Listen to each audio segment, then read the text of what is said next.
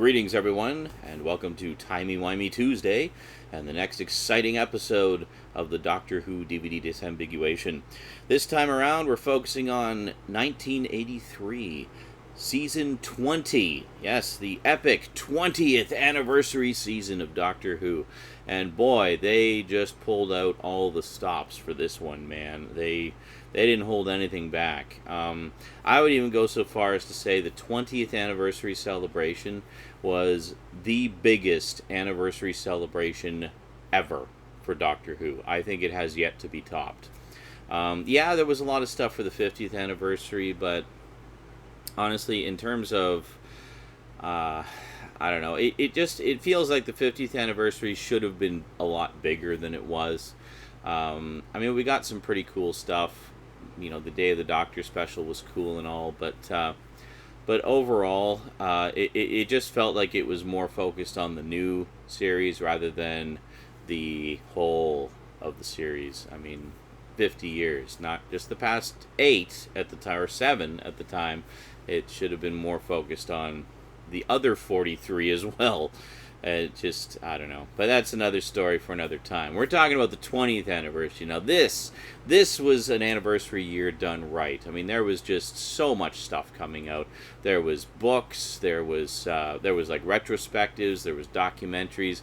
In Longleat, they had this massive Doctor Who celebration exhibit with stars of the show and monsters and screenings of early episodes that hadn't been seen for 20 years, and just great stuff. So much going on. So let's get right to it, shall we? Let's take a look at the stories, the television stories that we were all treated to during the 20th season of Doctor Who, today on the Multimedia Chronicles.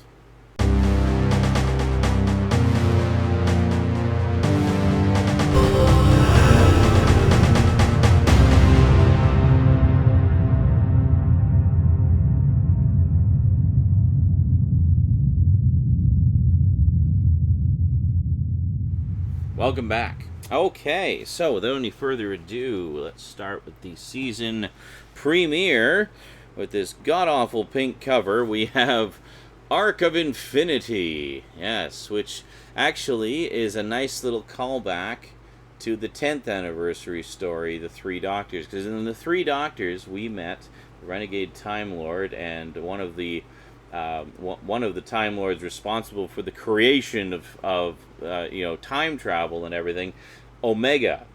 And this story features the unexpected return of Omega. Yeah, so what a way to start the season. So we got the return of Omega. What more can I say? So, pretty cool, pretty epic beginning. This is story number 124. I should mention also this features Colin Baker, the other Baker, Colin Baker, who would later become the 6th Doctor in his Doctor Who debut as Commander Maxil. And he actually, at one point, shoots the Doctor. And some fans have joked that that was him trying to get Peter Davison's job. So we have the debut of Colin Baker as a baddie, and we have the return of Omega. So what a great start to the 20th anniversary season. Carrying on, we have a nice little callback to the previous season with Snakedance, with the return of the Mara. Now, I remember at the time, I actually liked this story better than Kinda. I'm interested to revisit these again and see if that opinion still remains, or if it has changed at all. But I always like to revisit old stories that I had mixed feelings about back in the day, and to sort of see what my thoughts are on them now in my older, wiser years. Sometimes I like them more, sometimes I like them less, but it's interesting to see. So Snakedance. Once again, we got Tegan. So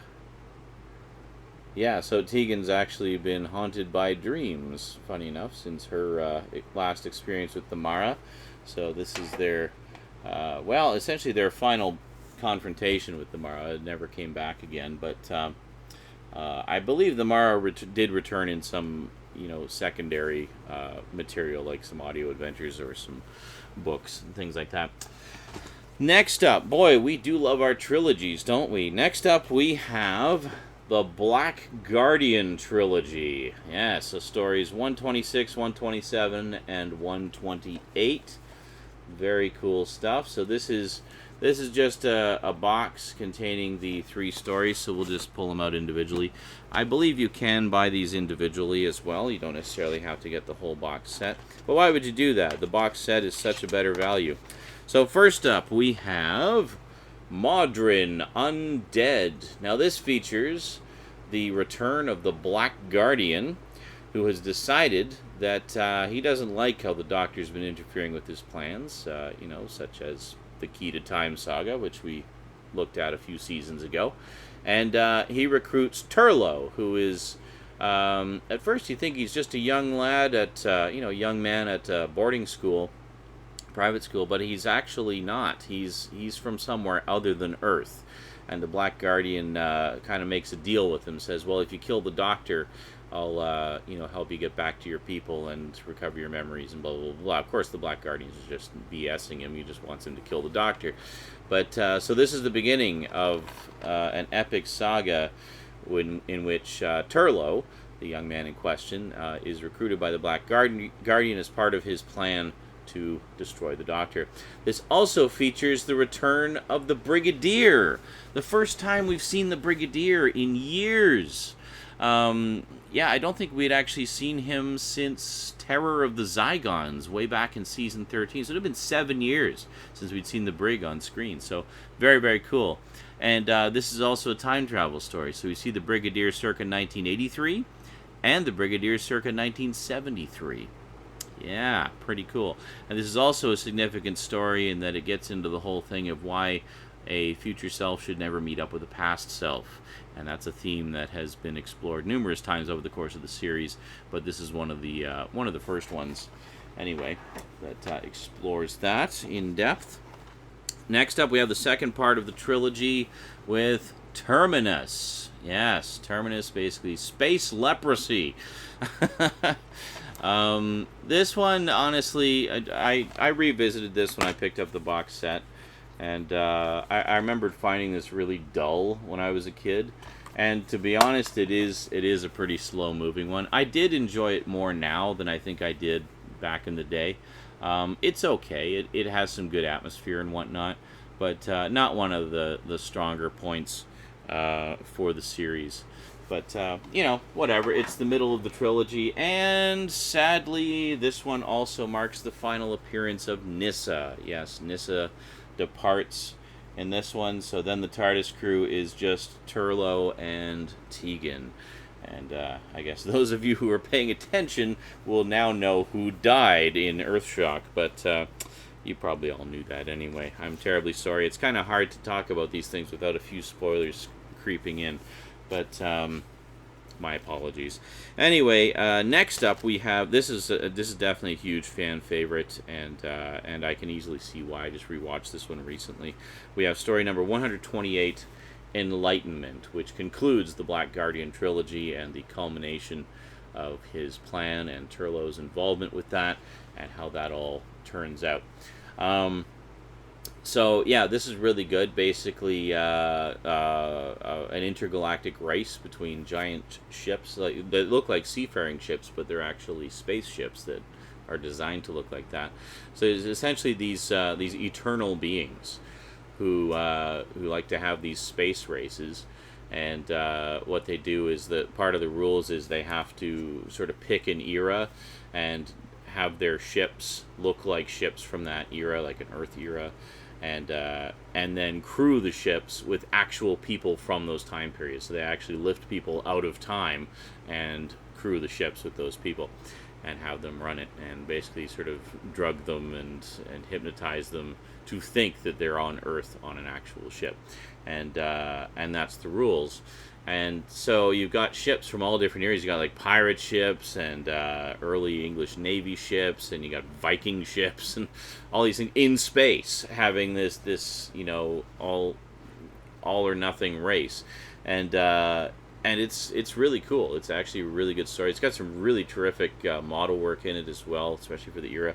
Now this is actually a special edition. It's not a re-release special edition. It's just it was originally a special edition. 2 discs. There's actually 2 different versions of the story on here. You got the original televised 4-part version. Yeah, I should mention this season also they were doing showing 2 episodes a week. So you got the 4-part version, and then you got a movie version, like the Enlightenment Special Edition, which was supervised by the original director of the story. What's her name? Fiona Cumming, and was put together with new special effects and the editing. It actually runs a bit shorter than the televised version, but it's a much tighter cut, and redoes some of the special effects and new sound mix and stuff like that. I've not actually watched that version yet. I've heard it's quite good though. I'm right in the middle of watching the televised version right now. But really, really good stuff. I'm definitely going to check out the feature version. Now, this is not the same feature-length version that would have appeared on PBS back in the day, where they would just string the 4 episodes together, cutting out the, cliffhangers and recaps and stuff, and putting together as a movie. The so-called omnibus editions. No, it's not the same as that. This is a completely different version created specifically for home video. Yeah, so pretty cool stuff. And the Mawdryn Undead and Enlightenment are awesome.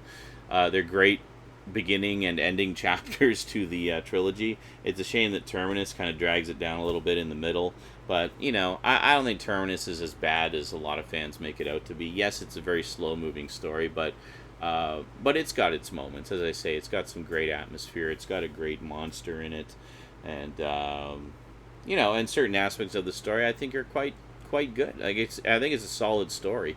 It just suffers from some pacing issues. Not so with Enlightenment, not so with Mawdryn Undead. Those are both excellent. So next up we have an unusual kind of conclusion for the season proper. We have the 2-part story, The King's Demons, which features the return of the Master and the introduction of the series' first proper robot companion. I say proper in that the robot in this was an actual proper robot. It was an actual functioning robot. Not like K9, which is basically just a remote control thing.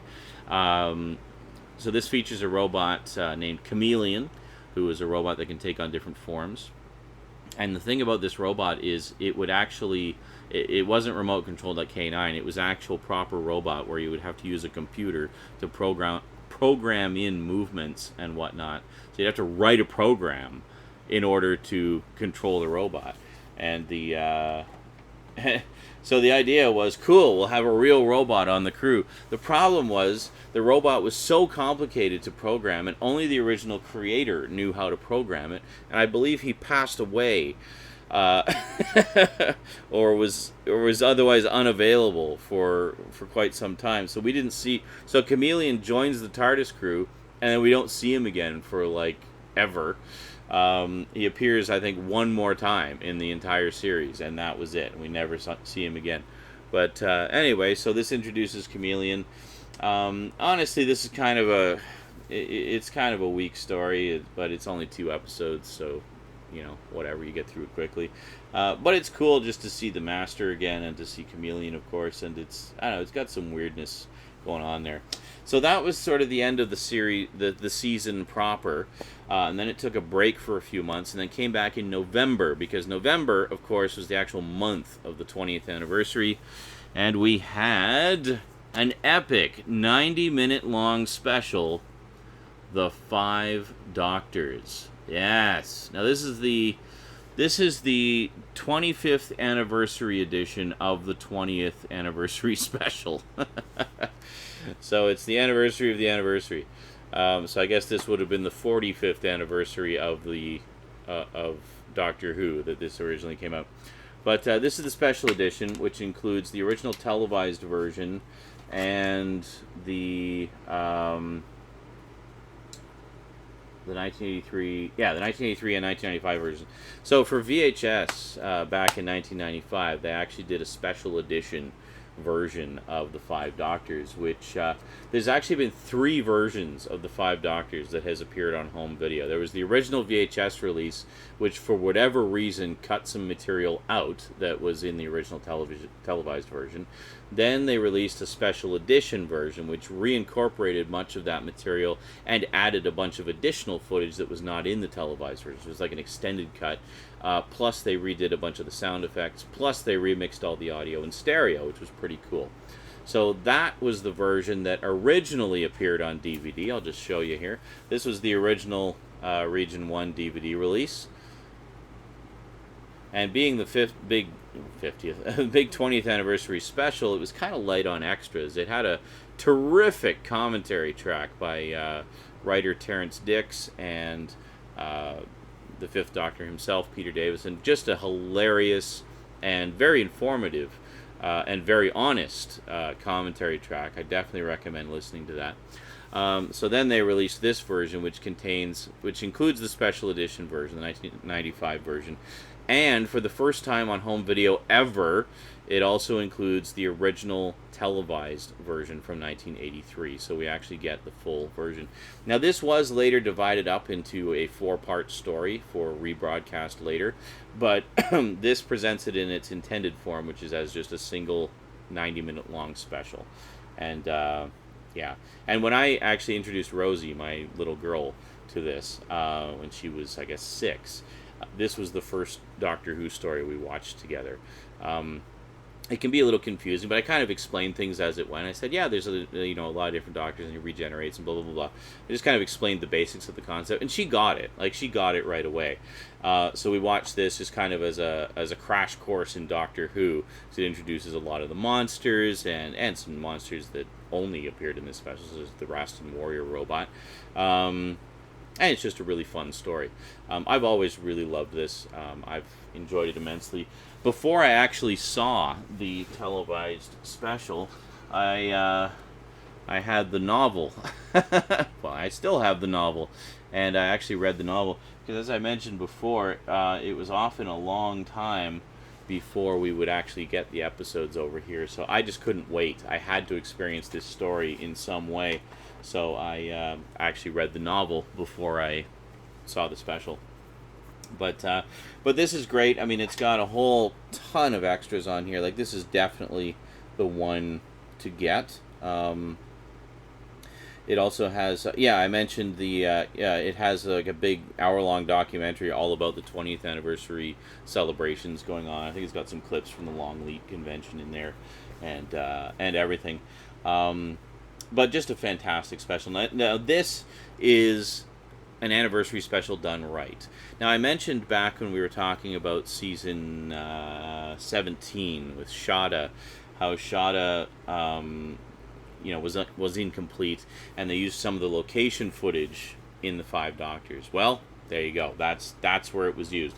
So there was some shots of, and then in the special edition version, they used a little bit more of that footage just to kind of extend Tom Baker's appearance in it a little bit.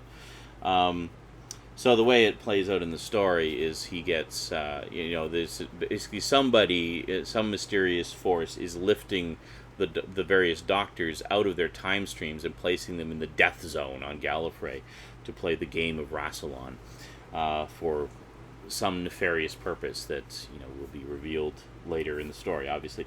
So the first Doctor, sadly, William Hartnell, had long since passed away. He actually passed away shortly after doing the 10th anniversary special of the Three Doctors many, many moons ago. So they have another actor by the name of Richard Hurndall playing the first Doctor. And honestly, I mean, I think he does a really good job. And he, for me, was actually my introduction to the first Doctor. He was the first time I'd ever seen the first Doctor in any form. So he was the first first Doctor to me, at least the first that I experienced, rather. And when I finally did get to see the earlier adventures with William Hartnell, I was actually quite impressed by how well Richard Hurndall did as the first Doctor. I think he did a phenomenal job. And then, of course, we have Patrick Troughton. We've got the Brigadier back. and they kind of team up together, and that's really cool. And we got the Third Doctor with Bessie, and he teams up with Sarah Jane Smith, so we got her back. So what happens is basically when the mysterious force tries to lift the Fourth Doctor out to drop him in the Death Zone, something goes wrong and he gets stuck. So that's how they explained away Tom Baker's absence. And then the Fifth Doctor, of course, has his various companions. Oh, and I should mention Caroline Ford comes back as Susan, and of course teams up with the First Doctor. And then and those are sort of the main characters all working together. You got a doctor and a companion. Each doctor has a companion to go with. And in the commentary, Terrence Dix talks about sort of how he how he worked out how to best juggle all of these different characters. And he said the best way to do it that he could figure out was just kind of pair them off. So you have, the Second Doctor with the Brigadier. You got the Third Doctor with Sarah Jane Smith. You got the First Doctor with Susan. You got the Fifth Doctor with Turlough and Tegan, and then it just kind of goes from there. And then you got the Fourth Doctor with Romana, but they're stuck in time, so that's that. And then on top of that, you have cameos of just a whole freaking parade of monsters. You got the Cybermen, you got the Yeti, you got the Daleks. Well, one Dalek. And you got this great character that he introduced just in this one called the Rastan Warrior Robot, which is just a force to be reckoned with. Really, really cool stuff. And then you got various companions appearing in. You got like Jamie and Zoe and Mike Yates and Liz Shaw, and it just goes on and on and on. I mean, it's a great celebration of the full spectrum of monsters and companions from Doctor Who. Specifically, I mean, not all of them, obviously, but I mean, it focuses on a lot of the big, popular, most fondly remembered ones. So it's definitely an anniversary special done right, and I have rewatched it countless times, both versions. I love it. I love it so much.